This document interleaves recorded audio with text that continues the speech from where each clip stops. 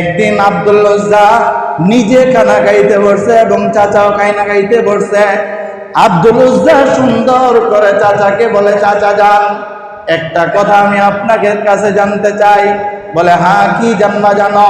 বলে, চাচা গো আমি জানতে চাই মুহাম্মদ নামে একটা আওয়াজ মক্কার জমিনে আমি শুনতেছি। চাচা আমি আপনার কাছে জানতে চাই ওই মুহাম্মদ লোকটা ভালো না খারাপ?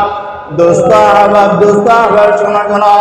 সঙ্গে সঙ্গে আব্দুল উজ্জার চাচা চিল্লায়া বলল, ও ভাতিজা আমার, ভাতিজা আমার, শোনো রে ভাতিজা, তোমাকে একটা কথা স্পষ্ট জানায় দেই, মুহাম্মদ শুধু মক্কার মধ্যেই ভালো না, মুহাম্মদ শুধু মদিনায় ভালো না, মুহাম্মদ আসমান এবং জমিনের নিচে সবচেয়ে ভালো মানুষ যদি কোনো একজন থাকে তিনি হলেন মুহাম্মাদুর রাসূলুল্লাহ সাল্লাল্লাহু আলাইহি ওয়াসাল্লাম। এইবার আব্দুল উজ্জার সুযোগ পেয়ে গেছে। আব্দুল উজ্জার চিন্তা হলো আমার চাচাও যেহেতু মুহাম্মদকে চিনে। আব্দুল উজ্জা এইবার বলে, চাচা যদি মুহাম্মদ ভালো হয়ে থাকে আমি আপনার কাছে জানতে চাই, ভালো মানুষ হওয়ার পরেও আপনি মুহাম্মদের হাতে কেন হাত দিয়া কালিমা পড়েন না? মুহাম্মদের কাছে গিয়া কেন কালিমা পড়ে মুমিন হন না? আব্দুল উজ্জার চাচা বলল, ভাতিজা মুহাম্মদ মানুষ হিসাবে বড় ভালো, বলেন না আল্লাহু আকবার। আর একটু আওয়াজ দিয়ে বলো দোস্ত জমান কইরা আল্লাহু আকবার। আব্দুল উজ্জার চাচা জানায়া দিলেন, ভাতিজা শোনো শোনো রে ভাতিজা, মুহাম্মদ ব্যক্তি হিসাবে অনেক ভালো, মুহাম্মদ মানুষ হিসাবে অনেক ভালো, তবে আব্দুল উজ্জা রে আমি যেই বাপ দাদার ধর্মে অনুসরণ করতেছিলাম, যেই বাপ দাদার ধর্মে অনুসারে আমি কোনদিন মুহাম্মদের ধর্ম অনুসরণ করতে পারবো না। এবার আব্দুল উজ্জা বলে, চাচা আপনি যদি মুহাম্মদের ধর্ম অনুসরণ করতে না পারেন তবে আমি জানায়া দেই, চাচা শোনেন শোনেন শোনেন, আপনি যদিও মুহাম্মদের ধর্ম গ্রহণ করতে না পারেন গো চাচা বাপ দাদার ধর্মের কারণে, আমি ভাতিজা জানায়া দিলাম আমি আপনার ধর্মে থাকতে পারবো না, আমি ওই নবী মুহাম্মদুর রাসূলুল্লাহ সাল্লাল্লাহু আলাইহি ওয়াসাল্লামের ধর্মে আমি ঈমান নিয়ে আসবো। আল্লাহু আকবার। এবার وَإِذَا قِيلَ لَهُمْ آمِنُوا كَمَا آمَنَ النَّاسُ قَالُوا وَنُؤْمِنُ كَمَا آمَنَ السُّفَهَاءُ। আরশে আজিম থেকে আল্লাহ জানায় দিলেন, হাবিব আপনি যখন মক্কার মানুষগুলোকে এটা বলেন তোমরা ঈমান আনো ঈমান আনো ঈমান আনো ঈমান আনো, মুমিন হয়ে যাও, মুসলমান হয়ে যাও, হাবিব আপনি কথাগুলো তাদেরকে বললে তারা আপনাকে বলে, রাসূল ইমাম মুহাম্মদ ঈমান আনবো কার মতো, কাদের মতো ঈমান আনবো? এর উত্তরে আল্লাহ জানায় দিলেন, হাবিব আমার আপনি তাদেরকে জানায় দেন ঈমান তাদের মতো আনবে। কাদের মতো? আল্লাহ বলেছেন, কামা আমানান নাস, হাবিব আপনি জানায়া দেন তারা যেন আপনার সাহাবীদের মতো ঈমান আনে, সাহাবীদের মতো ঈমান আনে। সাহাবীরা যেমন আপনার কথা শোনার পরে ঈমান আনছে, আর কোন দ্বিতীয় কিলোকার করে নাই কেন ঈমান আনবো, কেন কালিমা পড়বো, এই জাতীয় প্রশ্ন যখন সাহাবায়ে কেরাম করে নাই, সাহাবায়ে কেরাম আপনার কথা শোনার সঙ্গে সঙ্গে ঈমান এনেছে। নবী আপনি কিয়ামত পর্যন্ত মানুষগুলোকে জানায়া দেন, মানুষ তোমরা যারা ঈমান আনতে চাও ঈমান আনবা। আরে সাহাবীরা যেমনে ঈমান আনেছে তোমরা যদি ওইভাবে ঈমান আনো, সাহাবীদেরকে আল্লাহ যেরকম পদ মর্যাদা দিয়েছেন, আল্লাহ ভালোবেসেছেন, সাহাবীদের মতো যদি তোমরা ঈমান আনতে পারো তাহলে ওই সাহাবায়ে কেরামের মতো তোমাদেরকেও ভালোবাসবেন কে? আরেকটা আওয়াজ দিয়ে বলেন কে? এটাই আল্লাহ জানায় দিলেন সাহাবায়ে কেরামদেরকে। রাসূল সাল্লাল্লাহু আলাইহি ওয়াসাল্লাম বলেন, ভাই ঈমান আনেন না, ঈমান আনেন, মুসলমান হয়ে যান। তো মক্কার কাফেরগুলো বলে ঈমান কিভাবে আনবো, কেমন করে ঈমান আনবো? আল্লাহ বলেন, রাসূল আপনি এটা তাদেরকে বলেন না, কামা আমানান নাস, সাহাবায়ে কেরাম যেরকম আমানান নাস। সাহাবায়ে কেরাম এই নাস দ্বারা উদ্দেশ্য এবং মাকসাদ হলো আল্লাহর এটা বোঝানো হতো আপনার সাহাবীরা যেভাবে সুন্দর করে ঈমান এনে তারা মুমিন হয়েছে, মুসলমান হয়েছে, তো এখন যারা আপনাকে বলতেছে কার মতো ঈমান আনবো, কেমনে ঈমান আনবো, তাদেরকেও এটা বলে দেন যে সাহাবায়ে কেরাম যেভাবে ঈমান আনছে ওই সাহাবায়ে কেরামের মতো ঈমান তুমিও নিয়ে আসো। সাহাবায়ে কেরাম ঈমান আনার কারণে যেরকম দুনিয়া এবং আখিরাত দুনো জাহানে দামি হয়েছে, তুমি আর আমিও যদি সাহাবায়ে কেরামের মতো ঈমান আনতে পারি তাহলে আল্লাহ তাআলা তোমাকে আর আমাকেও সাহাবায়ে কেরামের মতো দামি বানায়া দিবেন দোনো জাহানের মধ্যে আল্লাহ তাআলা। সুবহানাল্লাহ। চেয়ে বেশি রাসূল সাল্লাল্লাহু আলাইহি ওয়াসাল্লামকে ভালোবাসতেন সাহাবায়ে কেরাম, সবচেয়ে বেশি দ্বীনের জন্য কুরবান করে গিয়েছেন সাহাবায়ে কেরাম, দ্বীনের জন্য নিজের জান মাল সব বিসর্জন দিয়েছেন হযরতে সাহাবায়ে কেরাম রাদিয়াল্লাহু তাআলা আনহুম আজমাইন। যুদ্ধের ময়দানে সাহাবী গেছে, দুষ্ট জালে মাইশা এভাবে পিছন দিয়া দুষ্ট জালে মাইশা তরবারে দিয়ে আঘাত করেছে, সাহাবীর ডান হাতটা পড়ে গেছে। সাহাবী ডান হাত থেকে ফ্ল্যাগটা, পতাকাটা, ইসলামের পতাকাটা জট করে বাম হাতে ধরেছে, বাম হাতে ধইরা বাম হাতে এরকম ধইরা রাখছে পতাকাটা, আর ডান হাত পইরা গেছে। কিছুক্ষণ পরে দৌড়ে আরেক দুষ্ট জালে মাইশা বাম হাতের মধ্যে তরবারি দিয়ে আঘাত করেছে। সাহাবী দেখে পতাকাটা, ইসলামের পতাকাটা নিচে পড়ে যাবে, সাহাবী কামড় দিয়া ইসলামের পতাকাটা এভাবে উপরে উঠায় রাখছে। ডান হাতও পইরা গেছে, বাম হাতও পইরা গেছে, সারা শরীরের রক্ত সব হাত দিয়া বের হয়ে যাইতেছে। সাহাবী মুখে এভাবে দাঁত দিয়া কামড় দিয়া বাঁকা করে ইসলামের পতাকাটা উপরে উঠানোর জন্য এভাবে ধরে রাখছেন। অল্প কিছুক্ষণ পরে আরেক দুষ্ট জালে মাইশা সাহাবীর কল্লা বরাবর তরবারি চালাইয়া দিতে, সাহাবী শহীদ হয়ে গেছে, মাটিতে লুইটা পইরা গেছে, শহীদ হয়ে আল্লাহর মেহমান হয়ে গেছে। দূর থেকে দৌড়ে আরেক সাথী আইসা, সাহাবী আইসা ওই ইসলামের পতাকাটা হাতে ধইরা উপরে উঠাইছে। বলেন এই পরিমাণে মেহনত আপনি আমি করছি ইসলামের জন্য? তাহলে বলেন কিভাবে আপনি আমি সাহাবায়ে কেরামের চেয়ে বেশি রাসূলকে ভালোবাসি? এরপরও রাসূল আমাদের ব্যাপারে একটা সুসংবাদ দিয়ে গেছে। কি রাসূল বলেছেন, লা ইউমিনু আহাদুকুম হাত্তা কুনা হাব্বা ইলাইহি মিন ওয়ালিদিহি ওয়া ওয়ালাদিহি ওয়ান নাসি আজমাইন। এরপরও রাসূল আমাদেরকে বলেছেন, উম্মত তোমরা শুধু এটা মনে মনে রাখো, কি যে সবচেয়ে বেশি ভালোবাসি আমি নবীকে।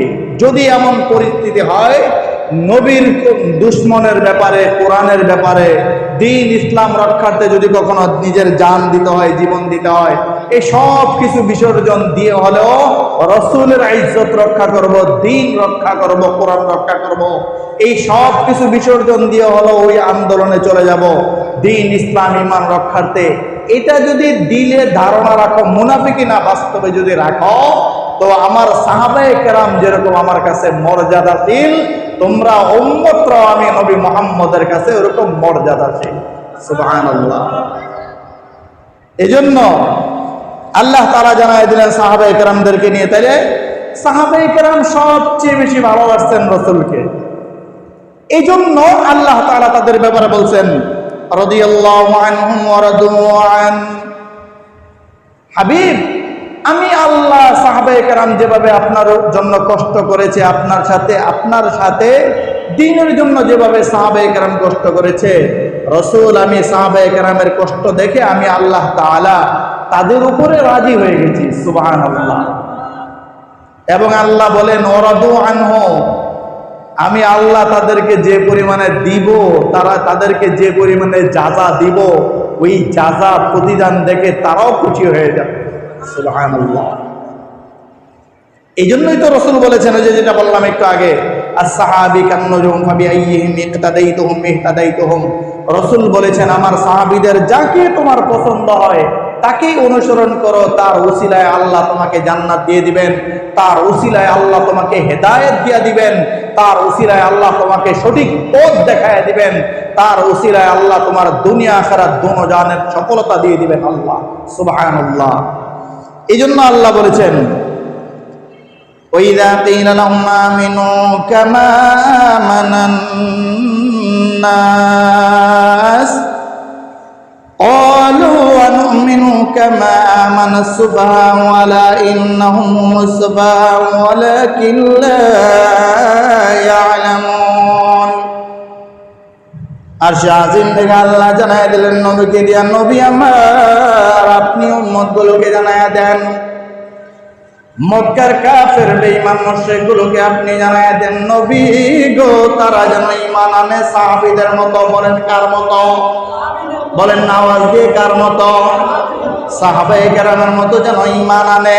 ও দোস্ত আহবাব, তাদেরকে যখন আল্লাহর নবী সাল্লাল্লাহু আলাইহি ওয়াসাল্লাম বললেন, মক্কার কাফের বেঈমান মুশরিকদেরকে আল্লাহর নবী সাল্লাল্লাহু আলাইহি ওয়াসাল্লাম জানায়া দিলেন, ও মক্কার মানুষেরা শুনো শুনো রে, আল্লাহ জানায়া দিয়েছেন তোমরা ঈমান আনার জন্য কোনো গাছের মধ্যে খোঁজা লাগবে না, ঈমান আনার জন্য কোনো পাহাড় খোঁজা লাগবে না, ঈমান আনার জন্য কোনো নদী খোঁজা লাগবে না, বরং আমার সাহাবায়ে কেরাম যেইভাবে ঈমান এনেছে আমি নবীর উপরে, তোমরাও আমি সাহাবায়ে কেরাম আর সাহাবায়ে কেরামের মতো ঈমান নিয়ে আসো। যদি সাহাবায়ে কেরামের মতো ঈমান আনতে পারো, সাহাবীদেরকে আল্লাহ যেরকম দুনিয়া আখিরাত দুনো জাহানের সম্মান দিয়েছেন, ইজ্জত দিয়েছেন, কিয়ামত পর্যন্ত মানুষগুলোকে আল্লাহ দুনিয়া এবং আখিরাত দুনো জাহানের ইজ্জত আর সম্মান দিবে ওই সাহাবায়ে কেরামের মতো ঈমান আনার কারণে। দোস্ত আহবাবের পরে ওই মক্কার জালেম গুলো বলে, ক্বালু আনুমিনু কামা আমানা সুবাহা, মক্কার জালেম গুলো ডাক দিয়া বললেন, নবী মুহাম্মদ আমরা কি ওই বেকুব গুলোর মতো ঈমান আনবো? বলেন নাউজুবিল্লাহ। জোরে আওয়াজ দিয়ে বলেন নাউজুবিল্লাহ। একটা জবানও যেন খালি না থাকে, বন্ধ জবান খুইলা বলেন একবার নাউজুবিল্লাহ।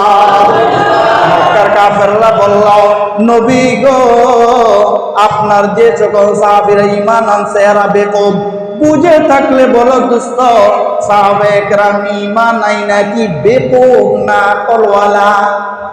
বলে না বেকুব না আকলওয়ালা? আকলওয়ালা। অথচ মক্কার জালেম গুলো ডাক দিয়া বললেন, নবী যেই সাহাবীরা ঈমান আনছে ওই সাহাবীরা হলো বেকুব, আমরা বেকুবদের মতো ঈমান আনতে পারবো না।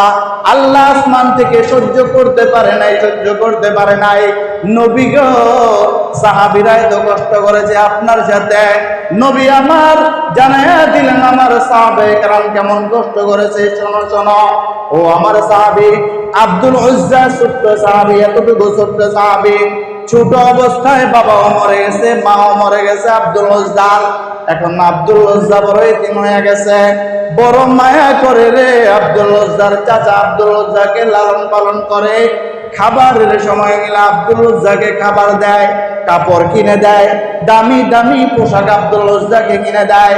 দুস্থ আহবাব, আব্দুল উজ্জার ব্রেনের মধ্যে একটা কথা ঢুকে গেছে, যেটা হলো মক্কার জমিনের চতুর্দিকে একটা আওয়াজ শোনা যায়, যে আওয়াজের নাম হলো মুহাম্মাদুর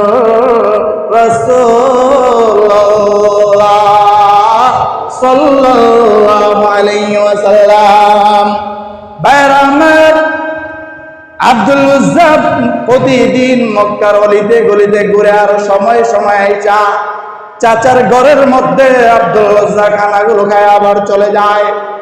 চাচা বারবার লক্ষ্য কইরা দেখা আব্দুল উজ্জা যেন মক্কার অলিতে গলিতে শুধু ঘুরে আর ঘুরে।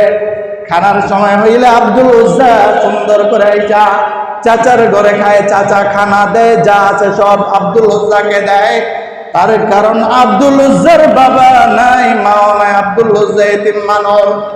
একদিন আব্দুল উজ্জা নিজে খানা খাইতে বসছে এবং চাচাও খাইনা খাইতে বসছে। আব্দুল উজ্জা সুন্দর করে চাচাকে বলে, চাচা যান একটা কথা আমি আপনাকে কাছে জানতে চাই। বলে হ্যাঁ কি জানবা জানো? বলে চাচা গো আমি জানতে চাই মুহাম্মদ নামে একটা আওয়াজ মক্কার জমিনে আমি শুনতেছি চাচা। আমি আপনার কাছে জানতে চাই ওই মুহাম্মদ লোকটা ভালো না খারাপ? দোস্ত আবার শোনা সঙ্গে সঙ্গে আব্দুল উজ্জার চাচা চিল্লায়া বলল, ও ভাতিজা আমার, শোনো রে ভাতিজা, তোমাকে একটা কথা স্পষ্ট জানায় দেই, মুহাম্মদ শুধু মক্কার মধ্যেই ভালো না, মুহাম্মদ শুধু মদিনায় ভালো না, মুহাম্মদ আসমান এবং জমিনের নিচে সবচেয়ে ভালো মানুষ যদি কোনো একজন থাকে তিনি হলেন মুহাম্মাদুর রাসূলুল্লাহ সাল্লাল্লাহু আলাইহি ওয়াসাল্লাম। এইবার আব্দুল উজ্জার সুযোগ পেয়ে গেছে। আব্দুল উজ্জার চিন্তা হলো আমার চাচাও যেহেতু মুহাম্মদকে চিনে, আব্দুল উজ্জা এইবার বলে, চাচা যদি মুহাম্মদ ভালো হয়ে থাকে আমি আপনার কাছে জানতে চাই, এই ভালো মানুষ হওয়ার পরেও আপনি মুহাম্মদের হাতে কেন হাত দিয়া কালিমা পড়েন না? মুহাম্মদের কাছে গিয়া কেন কালিমা পড়ে মুমিন হন না? আব্দুল উজ্জার চাচা বলল, ভাতিজা মুহাম্মদ মানুষ হিসাবে বড় ভালো, বলেন না আল্লাহু আকবার। আর একটু আওয়াজ দিয়ে বলো দোস্ত জবান কইরা আল্লাহু আকবার। আব্দুল উজ্জার চাচা জানায়া দিলেন, ভাতিজা শোনো রে ভাতিজা, মুহাম্মদ ব্যক্তি হিসাবে অনেক ভালো, মুহাম্মদ মানুষ হিসাবে অনেক ভালো, তবে আব্দুল উজ্জা রে আমি যেই বাপ দাদার ধর্মে অনুসরণ করতেছিলাম, যেই বাপ দাদার ধর্মে অনুসারে আমি কোনদিন মুহাম্মদের ধর্ম অনুসরণ করতে পারবো না।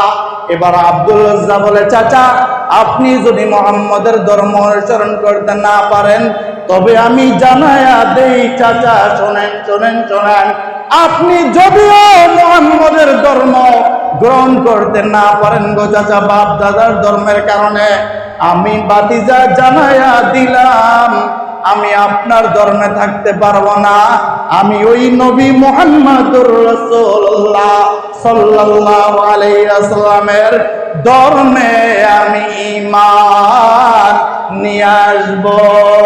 আল্লাহু আকবার। এবার ভাতিজা ডাক দিয়া বলে, চাচা আমি মুহাম্মদের ধর্ম নিয়ে আসবো। আব্দুল উজ্জার চাচা বলেন, না আনতে পারবা না, বলে না আমি নিয়ে আসবো। বারবার বলার পরেও আব্দুল উজ্জা একটাই কথা, নবী মুহাম্মদের ধর্ম আমি গ্রহণ করব। আব্দুল উজ্জা এবার ভাত খাইতেছে আর চাচার সাথে কথা বলতেছে। দোস্ত আমার বুঝো রে সাহাবায়ে কেরাম কিভাবে নবীকে ভালোবাসতেন। আব্দুল উজ্জার সামনে থেকে আব্দুল উজ্জার চাচা ভাতের প্লেটটা নিয়ে গেছে, বলে আব্দুল উজ্জা রে যদি নবী মুহাম্মদের ধর্মই গ্রহণ করবা তাহলে তোমার আর ভাত খাওয়া লাগবে না। এটা বলে আব্দুল উজ্জার সামনে থেকে ভাতের প্লেটটা আব্দুল উজ্জার চাচা নিয়ে গেছেন। এবার আব্দুল উজ্জা কান্নাকাটি করতেছে। আব্দুল উজ্জার চাচা বলে, ভাতিজা তোমাকে যে সকল কাপড় দিছিলাম, যা কিছু আমি তোমাকে দিছিলাম, এই সব কাপড় সামানা টাকা পয়সা আমারগুলো দিয়ে দাও। আব্দুল উজ্জা এবার নবী মুহাম্মদুর রাসূলুল্লাহকে মহব্বত করিয়া আব্দুল উজ্জার যা মাল সামানা ছিল সব মাল সামানাগুলো চাচাকে দিয়া দিয়েছেন। তবু আব্দুল উজ্জা নবীর প্রেমে, নবীকে ভালোবাসে, এই সব কিছু চাইরা হলেও আব্দুল উজ্জা নবীর ভালোবাসা ছাড়তে পারবে না। ও দোস্ত, এবার আব্দুল উজ্জার পরনে শুধু একটা গেঞ্জি আর একটা লুঙ্গি। আব্দুল উজ্জার চাচা বললেন, ভাতিজা যেই গেঞ্জিটা পরা আছে ওই গেঞ্জিটাও আমার। আব্দুল উজ্জা ডাক দিয়ে বলে, চাচা গো এই গেঞ্জিটা যদিও আপনি দিয়েছেন, এই লুঙ্গিটা যদিও আমাকে আপনি দিয়েছেন, তবে চাচা গো শোনেন, এই শরীরটা যে রো আছে, রো থাকার কারণে গেঞ্জি পরলাম, রো থাকার কারণে আমি লুঙ্গি পরলাম। চাচা যেই রো থাকার কারণে আমি আপনার গেঞ্জি এবং লুঙ্গি পরলাম, চাচা ওই রো আপনি দেন নাই, ওই রো দিয়েছেন যিনি, তিনি হলেন আল্লাহ। একবার চিল্লে বলেন আল্লাহ, জবান খুলে আওয়াজ দিয়ে একবার বলেন আল্লাহ। আব্দুল উজ্জা ডাইকা বলে, চাচা লুঙ্গিটা আপনার, গেঞ্জিটা আপনার চাচা, যেই শরীরের মধ্যে আমি এগুলো পরলাম ওই শরীরের মালিক তো আর আপনি না। শরীরের মধ্যে যে রোগটা দিছে ওই রোগ তো দিছে নবী মুহাম্মদ, যার কথা বলতেছে সেই আল্লাহ তো শরীরের মধ্যে রোগ দিছে। চাচা আপনি গেঞ্জিটাও নিয়ে নেন। এবার আব্দুল উজ্জা নিজের গেঞ্জি কইলা দিয়া দিলেন চাচাকে।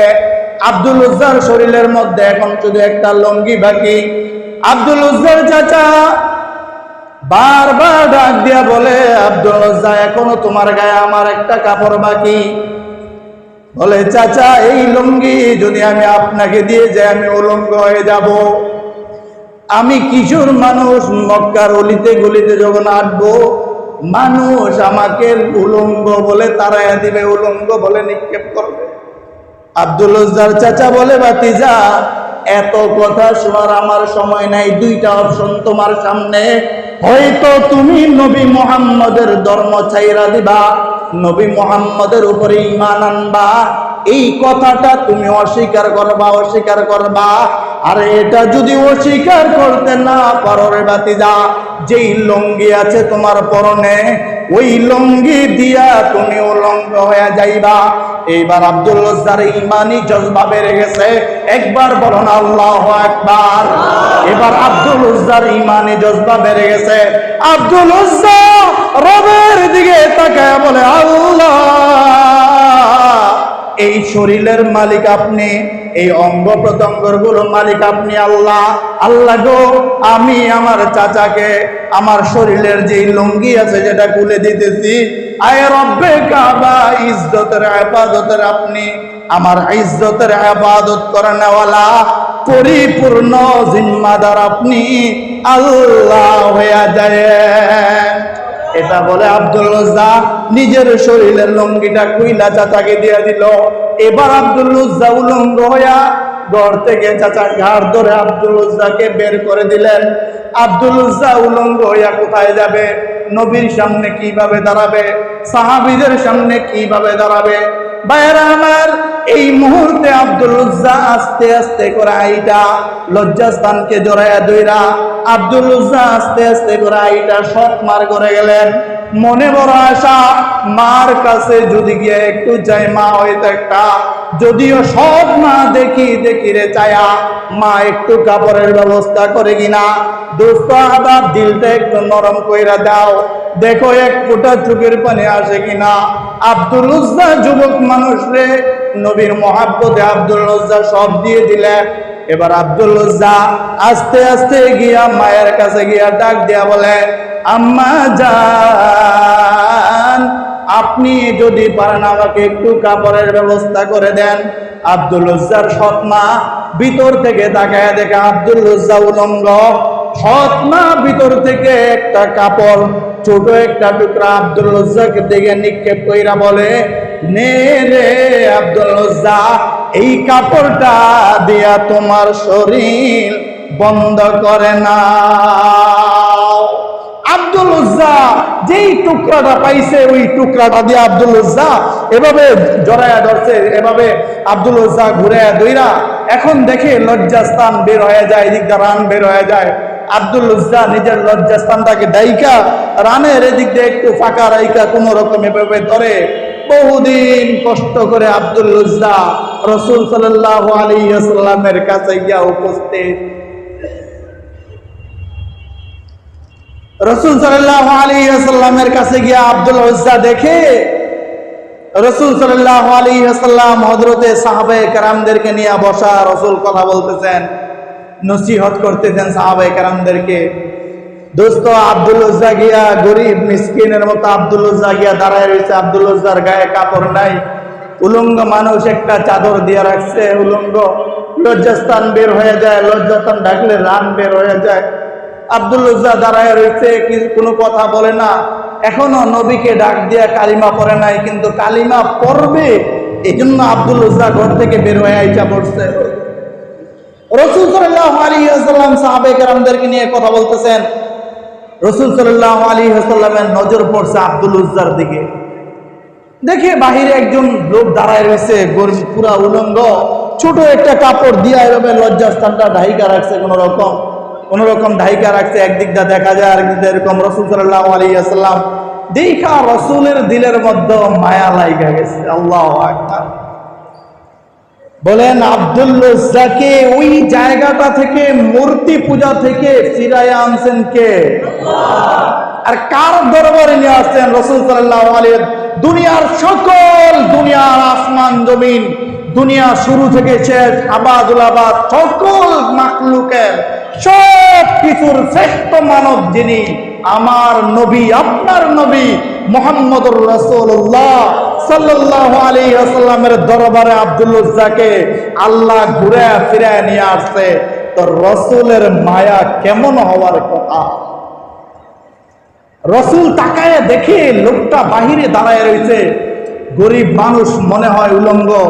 রাসূল সাল্লাল্লাহু আলাইহি ওয়াসাল্লাম উপস্থিত সাহাবীদেরকে বললেন, সাহাবীরা, তোমাদের কারো কাছে কি একটা চাদর আছে? চাদর দিবা?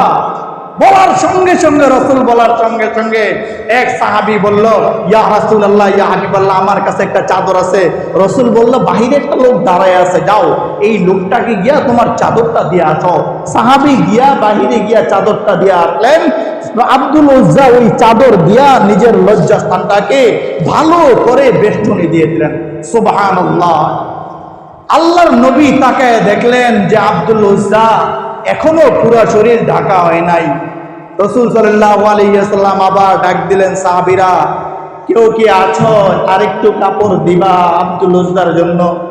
আরেক সাহাবী দাঁড়ায় গেলেন, দুস্থ আহবাব, রাসূল সাল্লাল্লাহু আলাইহি ওয়াসাল্লামকে তায়েফের ময়দানে যখন মারলো, মক্কার জালেম মুশরিকগুলো যখন মারলো, ওই মুহূর্তে জালেমরা মারার পরে রাসূল সাল্লাল্লাহু আলাইহি ওয়াসাল্লাম শুয়া পইরা গেলেন। আসমান থেকে আল্লাহ তাআলা জিবরাইলকে পাঠাইলেন, বললেন, জিবরাইল, যাও গিয়ে দেখো আমার নবী কি চায়। জিবরাইল আলাইহিস সালাতু ওয়াস সালাম আসার সময় পাহাড়ের ফেরেশতাকে নিয়ে আসলেন। পাহাড়ের ফেরেশতা এসে রাসূল সাল্লাল্লাহু আলাইহি সাল্লামকে বললেন, ইয়া রাসূলুল্লাহ, ইয়া হাবিবাল্লাহ,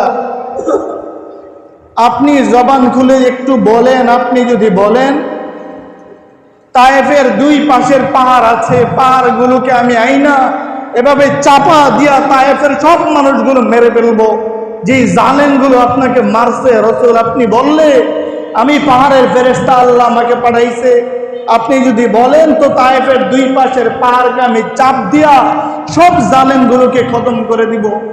রাসূল বলেছেন, তাদেরকে মেরে ফেললে এক সময় তাদের বংশ থেকে এমন মানুষ বের হবে যারা কালিমা পড়ে মুসলমান হবে। যেই সাহাবীদের ব্যাপারে আল্লাহ বলছেন, as-সাহাবিকান নুজুম, আমার সবগুলো সাহাবা, যাকে মন চায় তাকে অনুসরণ করো, তার উসিলায় আল্লাহ তোমাকে হেদায়েত দিয়ে দিবেন। সেই সাহাবীর গায়ে কাপড় নাই, উলঙ্গ করে বের করে দিছে। অপরাধ শুধু একটা, সে কালিমা পড়বে, মুসলমান হবে, রাসূল সাল্লাল্লাহু আলাইহি ওয়াসাল্লামের উপরে ঈমান আনবে। অথচ চাইলে, আল্লাহ যদি চাইতেন, সাহাবায়ে কেরামরা যদি চাইতেন, তো আল্লাহ চাইলে প্রতি ওয়াক্তে স্বর্ণের প্লেটে ভালো দামি দামি খাবার, মক্কার খাবারগুলো, দামি দামি খাবারগুলো আল্লাহ প্রতি ওয়াক্তে প্রতি বেলা ওদেরকে খাওয়াইতে পারতেন। কিন্তু আল্লাহ তাআলা দুনিয়ার সকল মানুষকে বুঝাইছেন, দেখো এই দিন রক্ষার জন্য সাহাবীরা কত কষ্ট করেছে, আমার নবী কত কষ্ট করেছে, অথচ তোমরা সেই দিনকে হেলায় খেলায় সেই দিনটাকে ধ্বংস করে দিতেছ। চিন্তাই করো না এটা, যে কিভাবে দিন আমার আপনার পর্যন্ত আসলো, এটা চিন্তাই করি না। রাসূল সাল্লাল্লাহু আলাইহি ওয়াসাল্লাম উপস্থিত সাহাবীদেরকে বললেন, সাহাবীরা, আর একটু কাপড় আছে, আর একটু কাপড় হবে কারো কাছে? আরেকজন সাহাবী বলল, ইয়া রাসূলুল্লাহ, ইয়া হাবিবাল্লাহ, আমার কাছে হবে। রাসূল সাল্লাল্লাহু আলাইহি ওয়াসাল্লাম বললেন, গিয়ে সাহাবীকে দিয়ে দাও, যে দাঁড়ায় আছে তাকে কাপড়টা দিয়ে দাও। সাহাবী গিয়া আব্দুল উজ্জাকে কাপড় দিয়ে দিলেন। এবার আব্দুল উজ্জা কাপড় টানিয়া পুরা শরীর বেষ্টনী করলেন। পুরো শরীর পেছানোর পরে এবার আব্দুল উজ্জাকে রাসূল সাল্লাল্লাহু আলাইহি ওয়াসাল্লাম একটু সামনে ডাকলেন। ডাইকা রাসূল সাল্লাল্লাহু আলাইহি ওয়াসাল্লাম আব্দুল উজ্জার মুখের কথা শুনে আব্দুল উজ্জাকে কালিমা পড়াইলেন। রাসূল সাল্লাল্লাহু আলাইহি ওয়াসাল্লাম আব্দুল উজ্জার দিকে তাকায় দেখেন আব্দুল উজ্জা বহুদিন যাবত না খাইয়া চেহারা একবারে শুকিয়ে গেছে। হাইটা আসছে, বড় ভালো অবস্থায় ছিল, চাচা খাওয়াইতো, চাচায় পড়াইতো, চাচায় কাপড় চোপড় দিত, সব দিত, কিন্তু ওই জায়গাটা থেকে আব্দুল লুজ্জাকে ফালাইয়া দিছে, নিক্ষেপ কইরা দূরে চড়াইয়া দিছে নবী মুহাম্মদের উপরে ঈমান আনার কারণে। রাসূল সাল্লাল্লাহু আলাইহি সাল্লাম তাকে দেখে আব্দুল লুজ্জার দিকে, আব্দুল লুজ্জার চেহারা একেবারে ভাঙে গেছে, বুঝেই যায় লোকটা এক সময় ভালো ছিল, খানা নাই, না খাওয়ার কারণে লোকটা শুকিয়ে গেছে। রাসূল সাল্লাল্লাহু আলাইহি ওয়াসাল্লাম উপস্থিত সাহাবায়ে কেরামদেরকে বললেন, সাহাবীরা, তোমাদের কারো কাছে কি খেজুর আছে আব্দুল লুজ্জাকে দেওয়ার মতো? একজন সাহাবী বললেন, ইয়া রাসূলুল্লাহ, ইয়া হাবিবাল্লাহ, আমার কাছে আছে। রাসূল সাল্লাল্লাহু আলাইহি ওয়াসাল্লাম বলেন, আমার হাতে খেজুরটি দাও। বলেন না সুবহানাল্লাহ? একটু জবান খুলে বলেন না ভাই সুবহানাল্লাহ? রাসূল সাল্লাল্লাহু আলাইহি ওয়াসাল্লাম খেজুর নিলেন। এইবার তো এই সাহাবী ঘুরে দাঁড়ায় গেছে। কি? সাহাবী বলে, ইয়া রাসূলুল্লাহ, ইয়া হাবিবাল্লাহ, এতক্ষণ পর্যন্ত আব্দুল উজ্জার জন্য আপনি চাদর চাইলেন, চাদর এই সাহাবী গিয়ে দিয়ে আসলো, আবার চাদর চাইলেন, চাদর ওই সাহাবী দিয়ে আসলো, এখন খেজুর দিবেন, খেজুরটা আপনি আপনার হাতে নিয়ে নিলেন কেন? রাসূল সাল্লাল্লাহু আলাইহি ওয়াসাল্লাম ওই মুহূর্তে সাহাবীদেরকে সান্ত্বনা দেওয়ার জন্য বলল, আরে শোনো, এতক্ষণ পর্যন্ত আব্দুল উজ্জা নাপাক ছিল, কালিমা পড়ে নাই, এজন্য আমি চাদরটা ওই সাহাবীর দিয়া পাঠাইছি, চাদর ওই সাহাবীকে দিয়া পাঠাইছি। আরে শোনো, আব্দুল উজ্জা যখন কালিমা পড়েছে, জবান দিয়ে কালিমা পড়ে যখন মুসলমান হয়ে গেছে, তা আব্দুল উজ্জা শুধু দুনিয়াতে পবিত্র না, আরশে আজিমে আল্লাহ তাআলার দরবারে আব্দুল উজ্জা পবিত্র হয়ে গেছে। আর পবিত্র হওয়ার কারণে আমি নবী মুহাম্মদুর রাসূলুল্লাহ আমার নিজের হাত দিয়ে আব্দুল উজ্জাকে আমি খেজুর খাওয়াইয়া দিব। রাসূল সাল্লাল্লাহু আলাইহি ওয়াসাল্লাম আব্দুল উজ্জাকে ডাইকা সামনে আইনা রাসূল সাল্লাল্লাহু আলাইহি ওয়াসাল্লাম খেজুর নিয়া আব্দুল উজ্জার মুখের মধ্যে উঠিয়ে দিলেন। আব্দুল উজ্জা খেজুর চাবায় চাবায় খাইলেন। রাসূল সাল্লাল্লাহু আলাইহি ওয়াসাল্লাম পানি আইনা নিজ হাত মোবারক দিয়ে আব্দুল উজ্জাকে পানি খাওয়ায় দিলেন। সেই সাহাবীদের ব্যাপারে রাসূল সাল্লাল্লাহু আলাইহি ওয়াসাল্লাম বলেন, দেখো, সেই সাহাবীদেরকে মক্কার জালেমগুলো বলে, কামা আমানাস সুবা, নবী আমরা কি বেকুবদের মতো ঈমান আনবো? বলেন, সাহাবীরা কি বেকুব ছিলেন? বলেন না আওয়াজ দিয়ে, বেকুব ছিলেন? সেই কত বড় জালেম হইলে, কত বড় বেঈমান হইলে, কত বড় নাফরমান হইলে সেই সাহাবীদের ব্যাপারে বলে। রাসূল সাল্লাল্লাহু আলাইহি ওয়াসাল্লাম তাদেরকে বললেন, আল্লাহ বলেন, নবী আপনি বলেন না তাদেরকে সাহাবীদের মতো ঈমান আনতে? রাসূল বললেন, ওয়াইযা কিলা লাহুম আমিনু কামা আমানান নাস, তোমরা ঈমান যারা আনবা, কেমনে আনবা, কেমনে আনবা? তো রাসূল বলেছেন, কামা আমানান নাস, আমার সাহাবীরা যেভাবে ঈমান আনছে সেভাবে আনো।